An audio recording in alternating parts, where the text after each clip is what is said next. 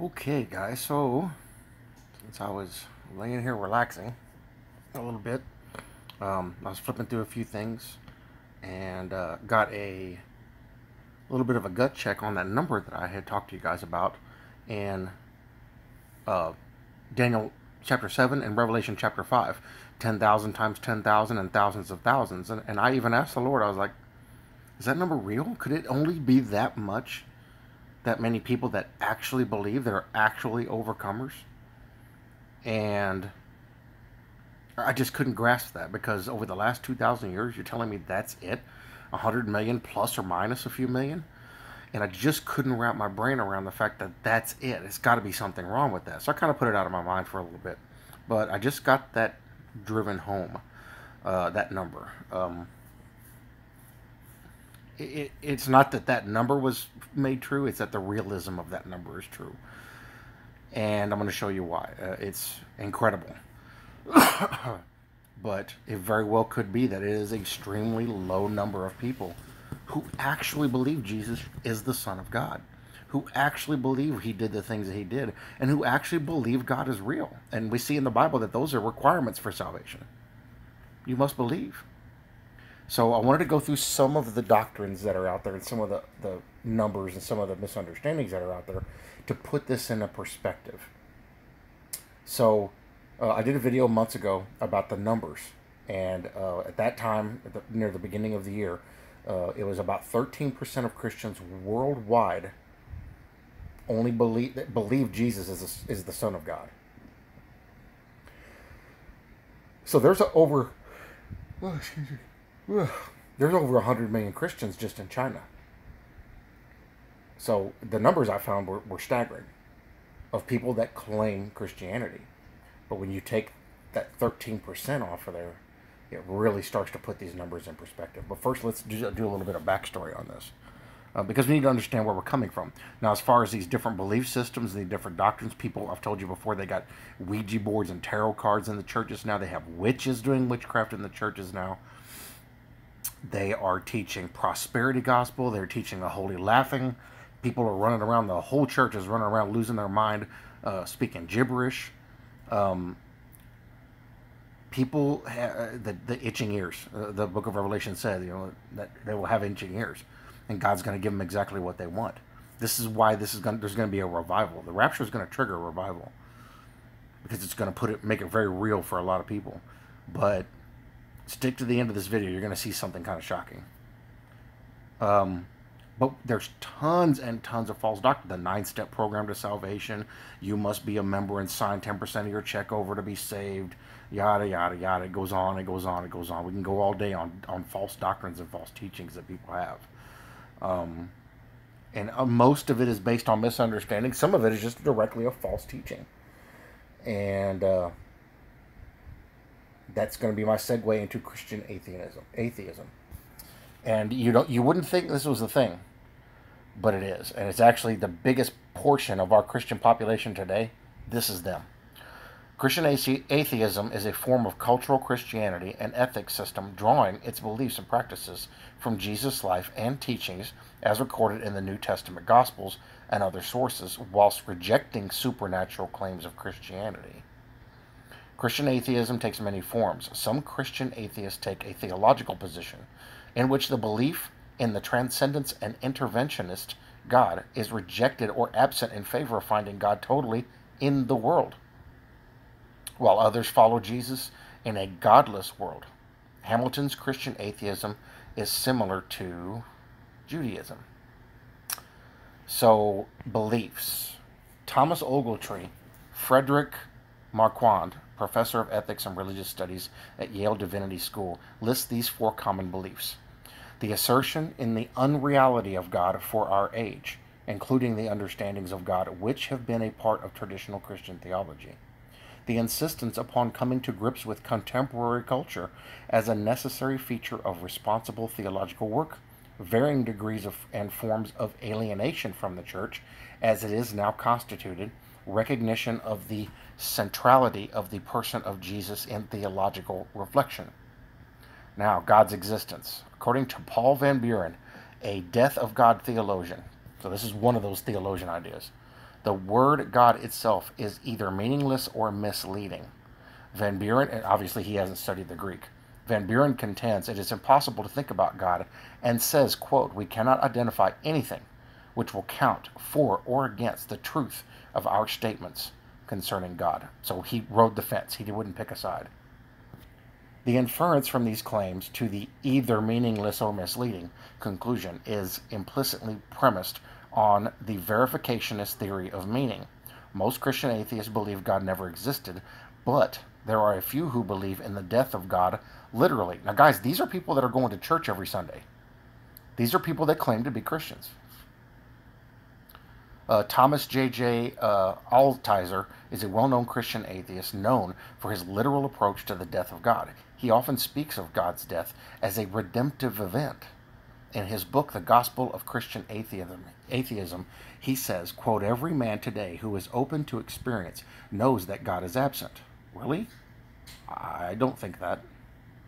But only the Christian knows that God is dead, and I don't think that either. That the death of God is a final and irrevocable event, and that God's death has actualized in our history a new and liberated humanity. I don't agree with that at all. So, dealing with culture.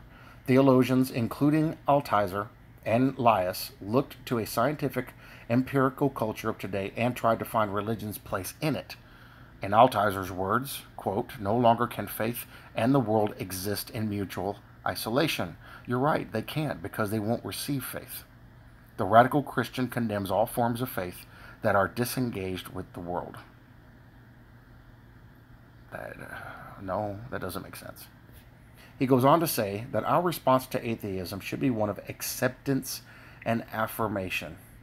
Colin Lias, a philosophy lecturer at Lancaster University, stated, "Christian atheists are united also in the belief that any satisfactory answer to these problems must be an answer that will make life tolerable in this world, here and now, and which will direct attention to the social and other problems of this life."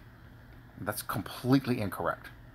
Where is your faith? Do you have faith in God or not? If you think he's dead, obviously you don't. But these people call themselves Christians, and this is the bulk of our Christian population today, even in other countries.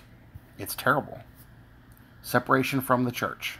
Thomas Altizer has said, the radical Christian believes that the the ecclesiastical tradition has ceased to be Christian. Really? Altizer believed that Orthodox Christianity no longer had any meaning to people because it did not discuss Christianity within the context of contemporary theology. Christian atheists want to be completely separated from most Orthodox Christian beliefs and biblical traditions. Altizer states that a faith will not be completely pure if it is open to modern culture. This faith can never identify itself with an ecclesiastical tradition or with a given doctrinal or ritual form. He goes on to say that faith cannot have any final assurance as to what it means to be a Christian. Well, if you're looking to yourself for faith, of course it's not going to do that. Altizer said, "We must not," he says, "seek for the sacred by saying no to the radical profanity of our age." You know what that just reminded me of? The beast speaking blasphemies and having a name that's blasphemous against God and the people in heaven. That's what this immediately reminded me of. So we must not say, he says, seek for the sacred by saying no to the radical profanity of our age, but by saying yes to it. They see religions which withdraw from the world as moving away from truth. This is part of the reason why they see the existence of God as counter-progressive. Guys, these are our Christian leaders.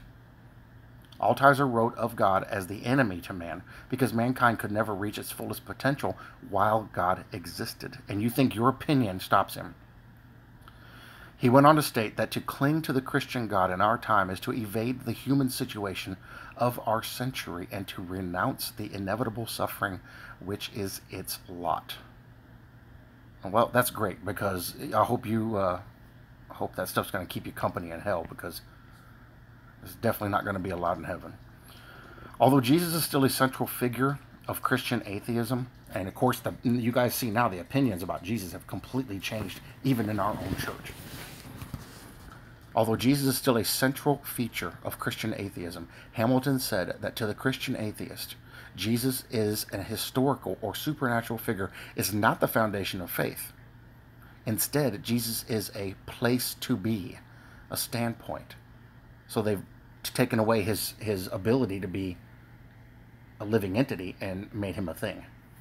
Christian atheists look to Jesus as an example of what a Christian should be, but they do not see him as God, nor as a son of God, merely as an influential rabbi. Guys, that's Islam. Islam teaches that. Hamilton wrote that following Jesus means being alongside the neighbor, being for him, and that to follow Jesus means to be human, to help other humans, and to further humankind. And what's amazing is they will tailor their speech to make this sound legitimate. But it's not. Who have you put your faith in? Read the Bible. Other Christian atheists, such as Thomas Altizer, preserve the divinity of Jesus, arguing that through him God negates God's transcendence of being. So, by denomination, Protestantism in the Netherlands, 42% of the members of the Protestant Church in the Netherlands are non-theists. Non-belief among clergymen is not always perceived as a problem. Really? They're a clergyman, but they don't believe? And that's not a problem? They're teaching people. Now we know where all this stuff comes from. Some follow the tradition of Christian non-realism, most famously expounded in the United Kingdom by Don Coupet in the 1980s, which holds that God is a symbol or metaphor and that religious language is not matched by transcendent reality. According to an investigation of 860 pastors in 7 Dutch Protestant denominations, 1 in 6 clergy are either agnostic or atheist, and they're clergy in the church. That's just one country. That's not counting all of them. Ours is even worse than that, I can imagine. In one of those denominations, the Remonstrant brothers, the number of doubters was 42%. And that's in the church. A minister of the PKN, Klaus Kendricks, has described God as a word of experience or human experience, and said that Jesus may have never existed. These are religious leaders. Hendricks gained attention with his book published in November 2007, in which he said that it was not necessary to believe in God's existence, and the Bible says exactly the opposite of that, in order to believe in God. The Dutch title of the book translates as Believing in a God Who Does Not Exist, Manifesto of an Atheist Pastor. Oxymoron. And just a moron. Hendricks writes in the book that God is, for me, not a being, but a word for what can happen between people. Someone says to you, for example, I will not abandon you, and then makes those words come true. It would be perfectly all right to call that relationship God. That doesn't make sense either. A general synod found Hendricks' views were widely shared among both clergy and church members. That's amazing to me. They read the same Bible we read, but then they come up with that. The February 3rd, 2010 decision to allow Hendricks to continue working as a pastor followed the advice of a regional supervisory panel that the statements by Hendricks are not of sufficient weight to damage the foundations of the church. Evidently, it worked, because look at our church today.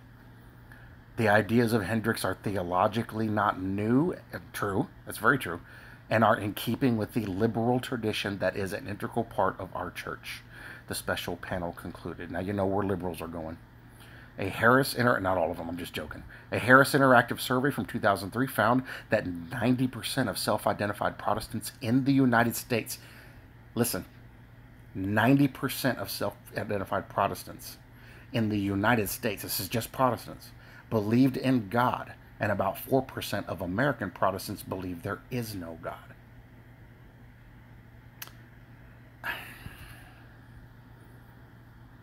That's just the Protestants. And that number is actually off. That number is actually quite a bit off. Catholicism. Catholic atheism is a belief in which the culture, traditions, rituals, and norms of Catholicism are accepted, but the existence of God is rejected, and it's because of God you have that religion.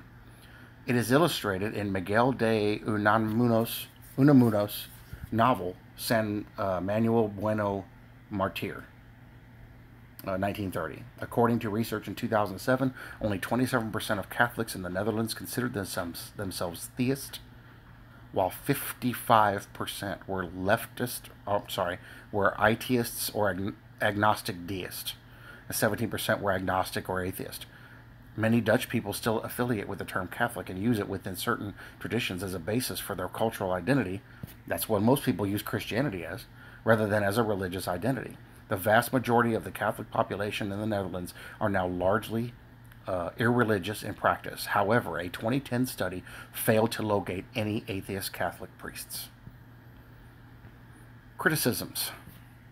In his book Mere Christianity, the apologist C.S. Lewis objected to Hamilton's version of Christian atheism and the claim that Jesus was merely a moral guide. I am trying here to prevent anyone saying the really foolish thing that people often say about him. I'm ready to accept Jesus as a great moral teacher, but I don't accept his claim to be God. You guys see how bad this is?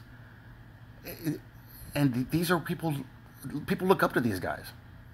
This is the one thing we must not say. A man who was merely a man and said the sort of things Jesus said would not be a great moral teacher. He would either be a lunatic on the level with the man who says he is a poached egg, or else he would be the devil of hell. But you're willing to believe the devil. You must make your choice. Either this man was and is the Son of God, or else a madman or something worse. You can shut him up for a fool, you can spit at him and kill him as a demon, or you can fall at his feet and call him Lord and God. But let us not come to any patronizing nonsense about his being a great human teacher. But he was. He was not. He has not left that open to us. He did not intend to. Now it seems to me obvious that he was neither a lunatic nor a fiend, and consequently, however strange or terrifying or unlikely it may seem, I have to accept the view that he was and is God. Okay. Lewis's argument, now known as Lewis's trilemma, has been criticized for, among other things, constituting a false trilemma, since it does not deal with the other options, such as Jesus being mistaken or simply mythical, which we have physical proof of his existence. Philosopher John Beverly Lewis argues that Lewis deprives the readers of numerous alternate interpretations of Jesus that carry with them no such odious implications. I don't even want to go on anymore. Notable people. William Montgomery Brown, 1855 to 1937, American Episcopal bishop, communist author, and atheist activist. He described himself as a Christian atheist. Listen to these numbers, guys. This is just ridiculous. Douglas Murray, British author, journalist, and political commentator. He is a former Anglican who believes Christianity to be an important influence on British and European culture. Jordan Peterson, known for arguing that any avowed atheist who lives a moral life is not really an atheist, but actually religious, e.g. a Judeo-Christian. He may or may not be a Christian atheist himself. Anton Rubinstein, Russian pianist, composer, and conductor. Although he was raised as a Christian, Rubinstein later became a Christian atheist. That's an oxymoron. How can you be that? But this is the majority of Christians worldwide that believe this stuff because they go after this stuff. Dan Savage, American author, media pundit, journalist, and activist for the LGBT community. It's now LGBTQP. P stands for pedophile. While he has stated that he is now an atheist, he has said that he still identifies as culturally Catholic. So he's happy to wear a cross, but he doesn't believe. It's costing. Greta Vosberg, United Church of Canada, minister who is an atheist. Alexander Lukashenko, president of Belarus, describes himself as an Orthodox atheist. Richard Dawkins, scientist and famous atheist, said he is a cultural Anglican. Richard Dawkins is an idiot. George Santayana, Spanish-American philosopher, writer, and novelist, although a lifelong atheist, has held Spanish Catholic culture in deep regard. They love the pageantry is what they love. he would describe himself as an aesthetic Catholic, which means he's a Catholic on the outside but not on the inside.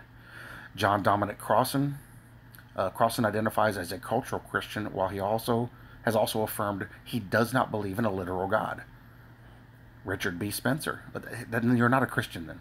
American alt-right and white nationalist personality says that he is an atheist, but described himself as a cultural Christian. So you guys see where this is at. And this isn't localized. This isn't something that's just isolated. This is worldwide. And you can go and find video after video after video showing this stuff happening. It's demonic. This is all Luciferian agenda. He snuck into the church and he got his way. And now the remnant that actually believe Jesus is the Son of God, that claim this, that say, no, I follow Jesus Christ. You don't follow him, I do follow him. That know God is real, that know God is active in the world, that believe in the God and the Jesus of the Bible. We are a very tiny number in the worldwide Christian population. Now, let's look at numbers.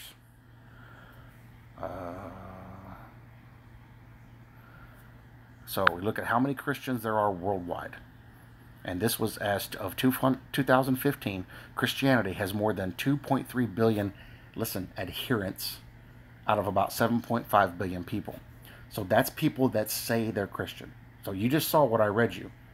These people say they're Christian, but they're actually atheists. They don't believe. So you can take probably almost half of that 2.3 billion off. But I did this because about 13% of Christians worldwide actually believe in Jesus, that Jesus is the Son of God. The number's 299 million. Now let's go back to Revelation 5 and Daniel 7. 10,000 times 10,000 and thousands of thousands. Kind of puts that number in a little bit more perspective, doesn't it? 100 million plus or minus. So we look at this and we know this number is inflated because what we just read, a lot of people say they're Christian atheists. Well, no, you're not Christian. So we could chop you right off the number there and just take a whole segment of the population out of the equation. So now that 13% gets smaller and smaller and smaller as you start pushing these other sects and these other weird ideas off, these Christian atheists especially, off that thing, the holy laughing, all this stuff that leads away from the one true God. You start dropping that off the back end of that 2.3 billion, and then look where this number is now, but think about how smaller that number is going to get and how quickly it's going to get there when you start knocking all these other ideas off the number, out of the population. So now we've got a number that's not 299 million. We get a number that's closer, either down or below 100 million. Because, you know, was over 3/4 of the world's population doesn't actually believe in Jesus Christ or God. Of Christians. That's amazing. But now that I think about that number it gave, why did the Bible give such a specific number? 10,000 times 10,000 and thousands of thousands. But then you jump 2 chapters ahead in the book of Revelation, what does it say? These are the ones that came out of great tribulation and have washed their robes white in the blood of the Lamb, with palms in their hands. And I looked and I saw people, that a number that no one could number. That's what John said. No one could number them. There were so many. That's going to be the revival. So I showed you guys this to put this in perspective. That when we read that number, it doesn't make sense that that's all there is. But when you look at the numbers right now, what we just went through, now it's like, you know what? I can see that would be all there would be. That would be all that there would be. I can see that now. I can understand that now. Because look at how people are. Any excuse not to say, yes, Jesus is the Son of God. Yes, he died on the cross. Yes, he died for my sins. He did walk this earth. Yes, God is the one true God. Yes, he created everything.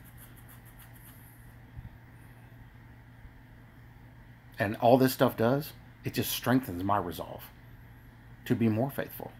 Because I know that I've achieved something that almost 2.3 billion people worldwide haven't been able to achieve. Remnant, we're the overcomer. And all we have to do is stand in the truth that we're at. We were the ones that were chosen, that were found worthy for this time to be a part of this. All the rest of these people, when the rapture happens and they see it and it suddenly dawns on them, oh, we were wrong. And then the revival happens. And then they're like, Lord, we were wrong. We're sorry. And they turn back to their God. But it's going to take that to get them to do it. And sitting in your living room, you don't get to see this perspective. You don't get to get a good picture of how this is until you go look at it. And then realize, wow. Whenever we read about the beast with 7 heads and 10 horns and the diadems, and I was telling everybody about, well, this is what this is. And we see that right now happening in Israel. But then, I had a couple people that were like, no, I don't think that's what that is. That's the Antichrist. Well, no, the Antichrist leads it because one of those horns pushes 2 others out. Then we go and look in chapter 17 and 18 and look at the description we're given. A very specific description saying these are kings. These are nations. These are countries. The many waters are peoples. Now we go look at what's going on in Israel right as we speak. In fact, what time is it? 3:25. Here in a little while, they're going to be starting Rosh Hashanah. And we look at what's happening. 70-nation coalition. 7 heads, 10 horns, and the diadems on the horns. We literally see the birth of this. It's just more proof. It's more things telling us of the time that we're in, and that we don't have a whole lot of time left. Because if that's already forming, then there's no time left. I hope that the point I'm trying to make is getting across here. And it's putting these things in perspective. We are in the final seconds of the end of days. There is no more time. The light at the end of the tunnel is we're at the end of the tunnel. We're about to see the culmination of 6,000 years of Bible prophecy come to a screeching halt and be fulfilled all at one time. We're about to see our God that we believe in. We're about to be with our Lord Jesus Christ in heaven. And this number blew me away when I hit that realization and had that revelation. I was like, is that it? 100 million plus or minus? Is that it? And then now I go through these numbers and it's like, wow, okay, well, I can see that number's real. You start shaving off the end. All the Christians that believe in all these other things, that 2.3 billion goes down real fast. And then this 299 million goes down real fast. Hold on to what you have, guys. Stick with the truth. Don't let anyone persuade you into anything else. You know it's grace through faith. You've read the scriptures. You've watched my videos and everybody else's videos. Do not be swayed. Stand firm. I've been doing the morning prayer. The morning prayer was to glorify God, but it was also to reaffirm what we already know. It was to give you guys strength, to build you up. Because you'll hear those words and go, yeah, I'm there, I got it. And now we're reading through Proverbs, same thing. All this stuff I've done is by design, and I know that it was the Holy Spirit pushing for this. It's to strengthen the body. Stay where you are. You see all the proof there is, stick with it.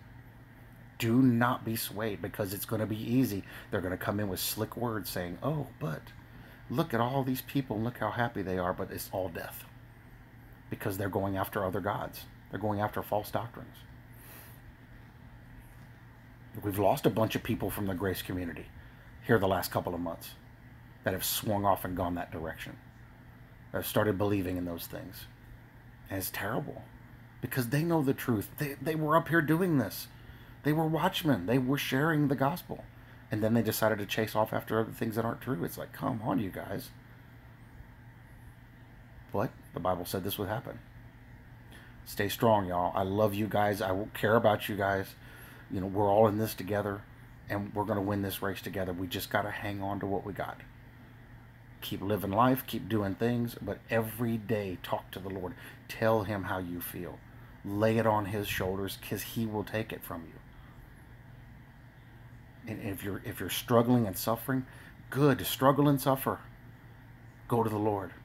If you're fighting and you're being spiritually attacked, good. I'm under spiritual attack right now. Keep enduring it, because no matter what these things are, they will not destroy you. Because you're sealed. You're a child of God. And you will go and you will stand before him. And then all this will be a distant memory. Stay strong, guys. Stay faithful. Keep reading your Bibles nonstop. Stay in the scriptures. Let's win this race together. Go into Daniel 7 and Revelation 5. Look at that number that it gives. And then go look at some of the information I gave. Do your own research. Let it talk to you. It is amazing to see. We have a $2.3 billion people claiming to be Christians. But once you start seeing all the belief systems out there that aren't Christian, then you can start chopping off big chunks of that 2.3 billion. Then you get that number down where it's closer to where it should be. Then take 13% off of that, and then you'll see, wow, okay. So for 2,000 years since Christ died, yeah, I can see 100 million plus or minus. Stick with the faith, guys. Stay with the truth. Stay strong. Love y'all. Bless you guys, and I'll see you in the next video.